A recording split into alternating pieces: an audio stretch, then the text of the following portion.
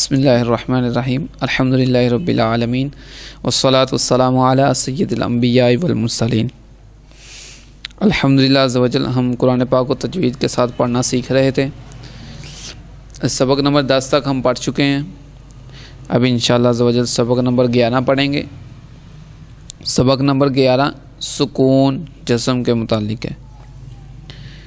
जिस तरह आपको मैंने पीछे भी बताया था कि जज़्म क्या होती है, तो आप बखूबी इस वाकिफ़ होंगे, इससे आप पहले से वाकिफ़ होंगे जज़्म क्या होती है और ये जब किसी हरफ के ऊपर आ जाए तो वो क्या हो जाता है और फिर उसको कैसे पढ़ेंगे। ठीक है ना। तो वैसे मैं याद आने के लिए थोड़ा सा बता ही देता हूँ। दाल की शक्ल की एक अलामत होती है जो किसी हरफ के ऊपर आती है, उसे हम जज़्म कहते हैं। और जिस हरफ के ऊपर जज़्म आ जाए वो हरफ साकिन बन जाता है। अब साकिन हरफ यानी जज़्म वाला हरफ हम कैसे पढ़ेंगे, उससे पहले जो हरफ है उसके साथ उसको मिला के पढ़ेंगे। इसमें आपने चंद बातें याद रखनी है। पहली बात ये कि जब भी हमज़ा के ऊपर जज़्म आ जाए, चाहे वो अलिफ व ज़ाहिर है, जब अलिफ के ऊपर कोई चीज़ आ जाएगी तो वो हमज़ा ही हो जाएगा, या दूसरा हमज़ा जो आखिर में आता है। जब भी हमज़ा के ऊपर जज़्म आ जाए तो फिर उसको झटका दे के पढ़ते हैं, उसको हम झटका दे के पढ़ते हैं। जैसे लफ्ज़ है इक़रा शानुन। अब जब मज़ीद हम पढ़ेंगे ना सबक आपको समझ आ जाएगी। तो इसमें दूसरी बात यह है कि हुरूफ़े कलकला 5 हैं। क़ाफ़ ता बा जीम दाल। हुरूफ़े कलकला 5 हैं। क़ाफ़ ता बा जीम दाल। इनका मजमूआ कुतुबुज्जद्दीन मायनी जुम्बश और हरकत के हैं। मैं अपने अल्फाज में आपको आसानी के लिए समझा देता हूँ, आपको समझ भी आ जाएगी इनका मकसद क्या है। हुरूफ़े कलकला को जब हम पढ़ेंगे ना, क़ाफ़ ता बा जीम दाल, तो हमें आवाज़ लौटती हुई महसूस होनी चाहिए। जैसे अब, इब, उब, ब, ऐसे ब, ये जो आवाज़ लौटती हुई ना, अब ये जो लौटती हुई आवाज़ है ना, ये कलकला की निशानी। ये आवाज़ लौटती हुई महसूस होनी चाहिए हमें इन 5 हरूफ में। कब? जब ये हरूफ साकिन हो, यानी इनके ऊपर जज़्म आ जाए, तब ये हमें आवाज़ लौटती हुई महसूस होनी चाहिए। अब हम सबक को पढ़ते हैं। जोड़ उसी तरह करेंगे जैसे मैंने आपको पहले भी बताया था। हमज़ा ज़बर ता अत, हमज़ा ज़ेर ता इत, हमज़ा पेश ता उत, अत इत उत। ठीक है ना। सिर्फ हमें क़ाफ़ ता बा जीम दाल में वाल लौटती हुई महसूस होनी चाहिए, बाकी किसी में हमने वाल लौटती हुई महसूस हमें ना हो।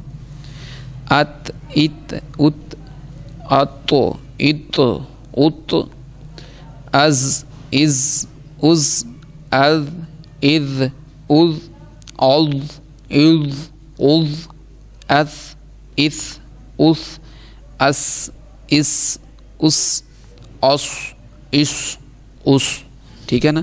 ऐसे बनेंगे। अब दाल अद, इद, उद, औद, इद, उद, अक, इक, उक, अक, इक, उक, अह, इह, उह, आह, इह, ओह। अब देखें यहाँ पे हमज़ा पे जज़्म आ गई है, झटका देना है इसे। अब ध्यान से पढ़ना है।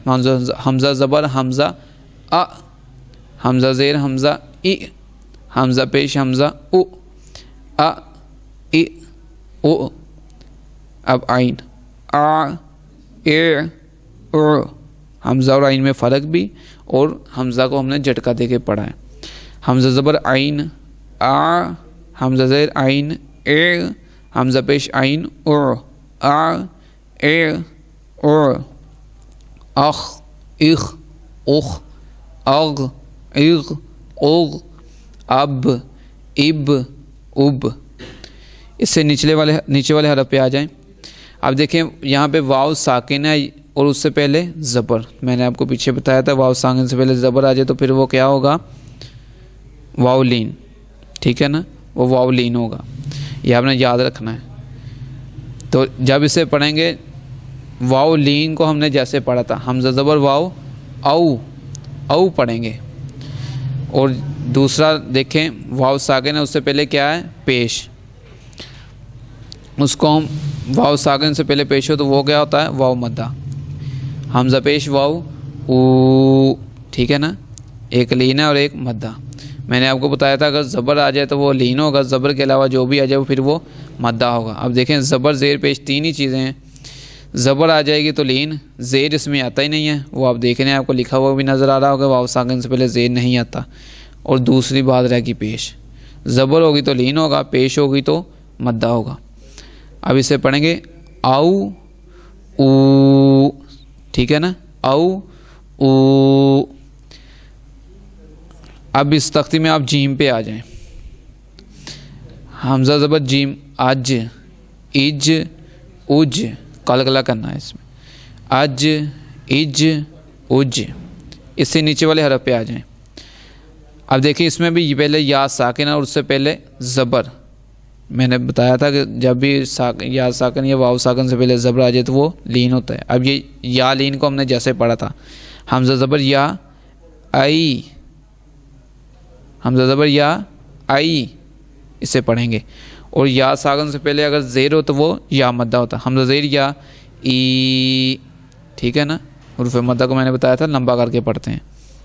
इसमें वही बात तो आगे भी आपको समझ आ रही होगी कि या साकिन से पहले पेश नहीं आता। तो जो मैंने आपसे कहा था कि ज़बर को आपने याद रख लेना है, बाकी ज़बर के अलावा जो भी आएगा वो मद्दा। ज़बर के अलावा वाव में जब देखेंगे तो पेश आएगी, और जब या में देखें तो ज़ेर आएगी, ठीक है ना। या साकिन से पहले पेश नहीं आता।